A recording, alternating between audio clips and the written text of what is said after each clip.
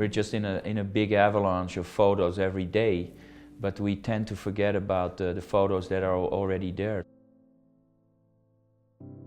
I always use the example of the archive of Amsterdam, historical archive. It's always been in the hands of a couple of people that worked in it, and they were always very precise, but that's a very slow process. So a couple of years back they started a project which, if you translate it into English, is Many Eyes See a Lot. And they broke up parts of the archive in digital batches of 1,000 photos.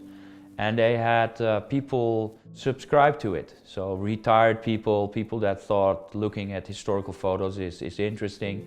And what they did is they had a batch of 1,000 photos and they made them look at them and describe what was on it. And most often these older people could find streets in Amsterdam that nobody remembered. There were some anecdotes connected to it. So they add this information to the photo, and it rapidly changes the archive because there's more things to be added to it. There's more in detail information. Now, of course, in the first you think, well, it's not precise enough. It's a proper job to be running an archive. But very often it turned out that only 5 out of these 1,000 photos had mistakes or were not able to find the information. And it's better to have some information in there that you can make more rich in the future than to leave all that information out and not use it.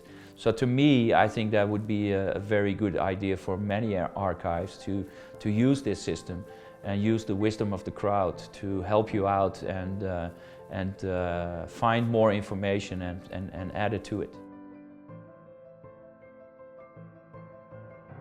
Historical archives are interesting, but also family photos, go back into that. And while somebody is still alive, make them talk about these photos. Because if you don't record it, it's going to be gone forever, because you might be still interested in this story, but what about your grandchildren? They start to look at it and they don't make much out of it because they don't know the context of things that are in the photos or the people that are on it. Wouldn't it be great to have a book full of family photos connected to somebody talking about that and making it into a more richer history?